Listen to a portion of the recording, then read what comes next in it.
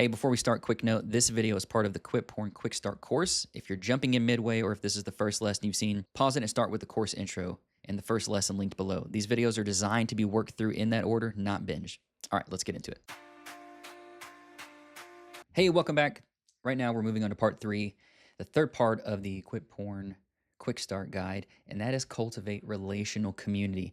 This is probably the most pivotal part of this whole thing. If you don't get this, you're not going to recover. You're not going to quit porn. You just won't. The lie that we believe is that recovery is a solo project. This is a thing that I deal with by myself, alone.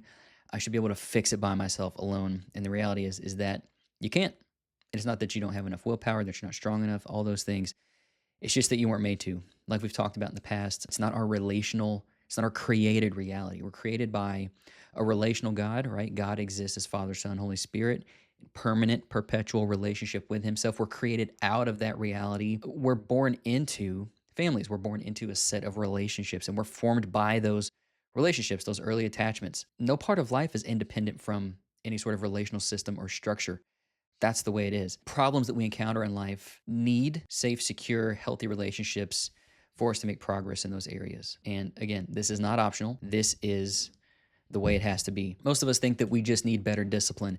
If I put these habits in place, if I use the right app or filter or website blocker, I just delete all technology from my life, that pornography will suddenly go away. And while that symptom might go away, the underlying root still exists. And the second that you try to reintegrate those things, it's going to come right back. What we actually need is deeper connection, a place where we feel safe, known, loved, and where we can deeply know others. And like we've said before, this isn't my quote, the opposite of addiction isn't sobriety, it's connection. It's relational connection. That's not just pornography, that's any addiction. The opposite is deep relational connection. And the reality is that addiction thrives in secrecy. It thrives in isolation. When I put people away from me, put safe, healthy relationships away from me, and shut everybody out, then I become an echo chamber and a self-fulfilling prophecy, and there's no way out. For the most part, that's how we choose to try to overcome pornography, because we're afraid. Personally, this is something that I tried to force my entire life, trying to quit pornography. I never told anybody. I never asked for help. I would just try to white-knuckle it. I'd say I'm not going to go into the computer room at these times a day. I even tried, I would set my Bible up. I would leave it on the computer desk at home, hoping that that would be the barrier. Like, oh, I can't do this with God's word between me and the computer. Wrong. I tried locking my phone down. There's always a way around the filters and things. The best thing I ever did, and this is the thing that started my healing journey, is I told somebody. First, I told my wife, and then I told my pastor. What I got in that space was not what I deserved, or at least what I thought I deserved, but it was grace, mercy, and an invitation toward healing. Those people didn't reject me or leave me. They moved forward and they said, yeah, Michael, we see you. We want to help you. Relationships are not optional. Like I said a second ago, we're created by a relational God for relationships. This is our created reality, and we're designed specifically for mutual knowing. We're designed to deeply know others, and we're designed to be deeply known by others. When we do that, it creates this healthy, safe barrier with pathology or problems or sin. Not perfectly, but it is an insulator. It is an insulator, right? Imagine if you said to a friend out loud, hey, I'm thinking about going and trying hard drugs. And you said that to some people that you care deeply about, that deeply care about you, that know you. They probably push back and be like, hey, I don't think that's a good idea. Why don't we not do hard drugs, right? But if you just decided that on your own, didn't tell anybody, didn't talk it through, well, you're probably going to end up doing it. Same thing with pornography. Regulation happens between people. It happens in community, happens in deep friendships, deep, healthy friendships. Isolation dysregulates. It dysregulates our nervous systems, but in relationship. And the reality is that shame thrives in aloneness. When we are lonely, that's where shame can take hold. Toxic shame, at least. Healthy shame says, I need help. It will push you back toward relationship. Just like healthy approach to loneliness drives you back toward intimate relationships. When we are experiencing loneliness and we want to push and pull away from relationships, what we end up with is apathy. Apathy says, who cares? Nothing matters. Nobody loves me. That's a lie that you can believe, or you can choose to take the risk and trust something else. And the reality is when we hide all these things, secrets will intensify that compulsion. So if I'm keeping a secret, and it may not even be pornography, but if it's related, or it's just secrets in general, when you struggle with a pornography addiction, which is also secret in nature, and you also keep other secrets of things from people, it all just becomes a cluster, and it's a mess to untangle. I know that personally, my own story. The good news is that the brain calms itself in safe connection. Like our nervous system's regulated, our brains calm down. We were, again, created to experience our triggers safely in relationship. We're created to experience our emotional state, our feelings in relationship. All of that stuff finds its place in safe, healthy relationships. You can't heal relational wounds. You can't heal what's broken in isolation or without relationships. As a mentor of mine always says, we're wounded in relationship. Yeah, you've probably been hurt, but we're also healed in relationship.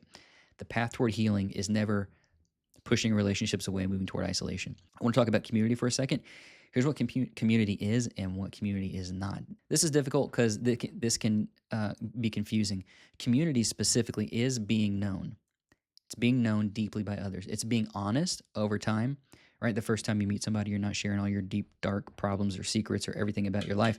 That comes with trust. That sort of does this over time. It's an upward trajectory, but it does take time. And I'm saying all that because if you've joined a recovery group or you're joining the school recovery group, I don't need you to come out with everything all at once at the beginning. Like find some safe people that you feel like are worth building a connection with that seem like they're trustworthy people, and take your time. It's also being supported and not fixed. Oftentimes we fear disclosing ourselves in relationship because we're concerned that people are going to try to fix us in maybe their own ways or weird ways that we don't want to be fixed. So part of finding a healthy, safe relationship is being able to confess and divulge those parts of yourself without the expectation that this person is going to try to fix me. And that doesn't mean people can't help and provide helpful wisdom when asked for and when needed. But primarily, if I'm like, man, I just need to confess some parts of my story. If somebody's just itching for me to shut my mouth so they can interject with all of their advice, I'm not really going to feel seen. I'm not going to feel heard. So find those people. Community is not oversharing with unsafe people. That's important. Find safe people and share appropriate amount. Oversharing is not helpful. Again, the clearest picture that I can give you of this in Genesis of what healthy vulnerability looks like is chapter 2 when it says Adam and Eve were naked and unashamed. It's kind of like saying, hey, I know you can see all my delicate parts. I'm trusting you to not kick me between the legs. But it's like, who are those people in your life that can safely hold those delicate parts of your story? That's what you want to look for. It's not public confession. It's not going into a room people and saying, hey, I have a problem with porn. Somebody help me. It's not accountability apps. To be clear, that's not legitimate community. Those are helpful tools in the tool bag, but it can't be that by yourself. White-knuckling, just trying to power through and telling other people to just power through, it's not helpful. That's not community. Relationships with people where you only check in. If the only relational value you have with somebody else is that, oh, you're just my check-in person and we don't move beyond that, that's not real community. That's a transactional relationship. A couple important distinctions. Accountability without relationship increases shame. Accountability without relationship increases shame because then we start to worry about whether this person is judging us or not. It will make you show up differently. It will cause you to question, well, am I sharing too much? Should I share not this? And it eventually trickles out of okay, why am I even talking to this person? Because I don't even really want to tell them the truth. To piggyback on that, relationship without honesty will stall your growth. So you have to find those relationships where you can feel safe and where you can tell the truth. That's of primary importance. You have to be able to tell the truth. You don't need more people watching you. You need people to walk with you. That's the majority, I think, of what Jesus' ministry was with people. It wasn't necessarily fixing people, though he did heal people. It was being present with people in the pain. It was walking with them so that they could learn something about themselves and learn something about him and learn to trust more. The next thing I want to talk about is levels of support. This can be helpful because it'll give you some structure of what you can look for. So level 1 is a safe person. This is the ideal. Somebody who's trustworthy, somebody who's consistent, steady. They're not flaky. It's not like, oh, we agreed to meet for coffee and they bailed on me 2 or 3 times with warning or with no warning. People who are consistent that wanna show up. What is draw near to people who want to draw near to you. I think that's a good way of saying it. People who can hold the tension, who can hear all of those parts about you and not think less of you. That's a tricky one. Who are those people who can hear the dirty truth about you and not judge you, and it can hold that tension well? See that you are deeply broken but deeply loved at the same time. And a quick word about trust. Trust is earned. It's not assumed. Remember that. Nobody just deserves your trust just because they show up and say, hey, I want to help you be in your recovery journey, including me. I hope that you can look through some stuff I'm providing and hope that you can learn to trust me, but not just because I showed up and said that I'm a trustworthy person. Test it. Test people. See if they're trustworthy. Trustworthy people do trustworthy things. Jesus said you'll know a tree by its fruit. Look at the fruit. They're not willing to show hey, this is the kind of fruit tree I am. It doesn't necessarily mean they're a bad person or an untrustworthy person, but it's like they're not willing to go there. So don't go there. Go somewhere else. Time and consistency equal safety. It takes time, right? Good, solid friendships, you know this, are not formed in a matter of minutes. They're formed over time. They take time. Second level that we need is peer community. And this is, again, what God has called us to. His primary plan for us in life is the church. It's a people group. So this can look like recovery groups. That's this school community online. This is a recovery group. You can find one in person. If you're not local here to Louisville, look at your church. Call other churches in the area. If it's a little more severe in nature and you feel like this is helpful, a lot of cities have SSA groups, Sexaholics Anonymous, sort of like an AA group, but for sex addiction. Those are helpful. I've sent plenty of people there over the years. Find a community of people who are willing to talk about this and who are actively working on it. So again, recovery groups, small group at your church, online or in person. Obviously, my preference is for in person because I think that's presence is king. But if you can't get that, online, it's something. Why this matters is because it normalizes the struggle. And if you're never in a place or where there are people who are consistently intentionally talking about it, you will always feel like the outlier or the black sheep, or like the one who you're the only person struggling with this, so you're probably crazy. That will dismantle sort of the idea behind your belief that you're the only one, because you're not. And another benefit of that is that you can also build shared language, which is important. If you've been struggling with this by yourself for a long time, you probably have one very strict, specific way of looking at this. Getting around a community of other people with different experiences than you will give you an opportunity to build out a shared language and shared experiences. Level 3 is what we call structured support, and that is what I do. That's what Nick does. That's a coach. That's somebody who has extensive experience or training, expertise, and specialty in this area that can walk you through point A all the way to point Z and really take you all the way through your recovery journey. That could be a good coach like myself, could be a therapist, could be a mentor. This matters because with those people, you'll get a perspective that you typically won't get from the other places. And if you're picking up on what I'm putting down here with these 3 levels, it's sort of rounding out the cloud or sphere of influence that you have around you in these different capacities. They bring perspective. They bring a different way of thinking about the problem. They bring you different skills. They bring you different techniques. They can show up and give you different tools to put in your tool bag, like I'm doing. And they can offer guidance when you get stuck. That's really helpful because sometimes you might exhaust all of the tools and you might exhaust all of your experience and wisdom and skills. And it's like, I need help. I'm stuck. Where do I go from here? Here's all the things I've done. Where do I need to go? This is a reasonably common thing I experienced. Every now and then somebody will reach out for coaching and they'll tell me, I've been in therapy for 3 years. I've gone this far. I'm here. I can't get past this. And I'm like, great. That helps me know exactly where you're at. That's where you're stuck. I can get you to the next place. Let's go. And the key idea behind all this is that different relationships serve different purposes, and you need more than one lane. You need more than one lane. Next is I want to talk about how to choose safe people. I'll try to make this as practical as I can. We want to talk about discernment for finding safe people.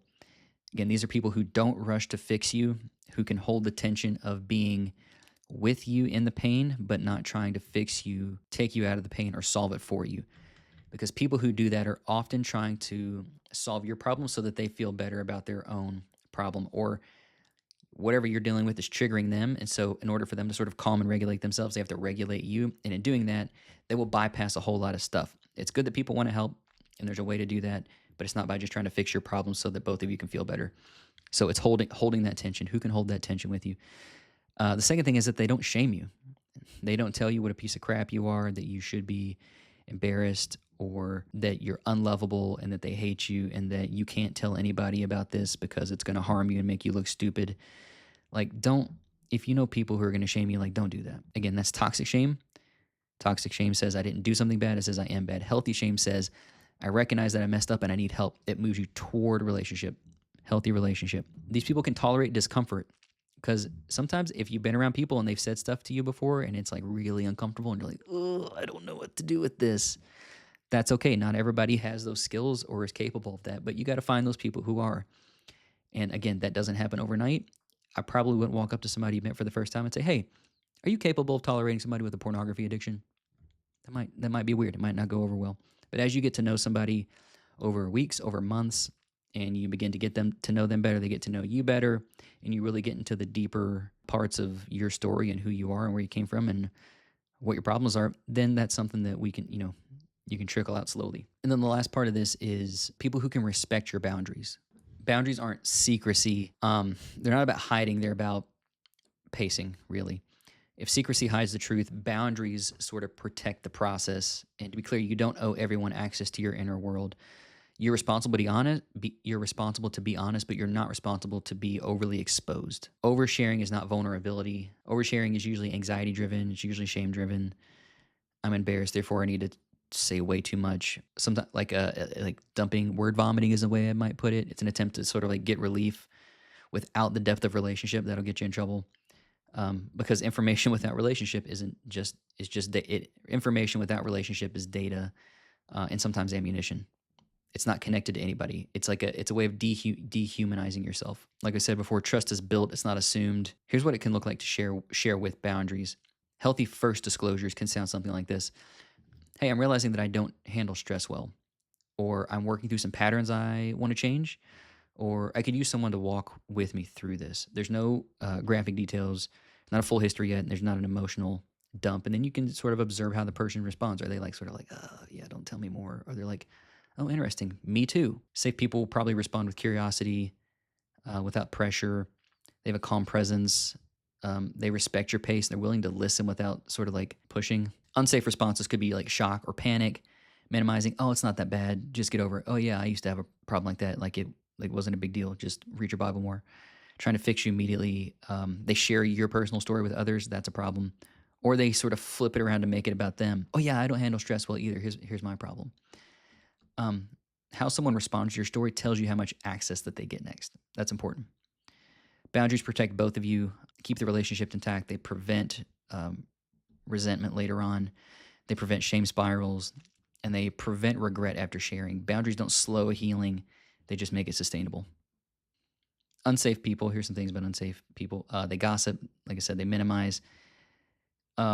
They spiritualize things, maybe prematurely. It's like, yeah, you have a problem. Before you even get into the weeds of it, it's like, oh yeah, just pray more, or just memorize these 3 scriptures. Again, just because somebody loves Jesus doesn't mean that they're safe with your story. Let that sit for a minute. Okay, so now moving to the reflection part. If you have that in front of you, here's some more instructions about like how to tackle these instructional pieces. This is what you need to do. You need to write down one safe person, one group, and one form of structured support that you have. Again, who are those? Who's that safe person? Safe people in your life, maybe. It's okay if you got more than one. That's a huge blessing. A group, small group, community group, church group, recovery group. If that's the school group, great. Write that down.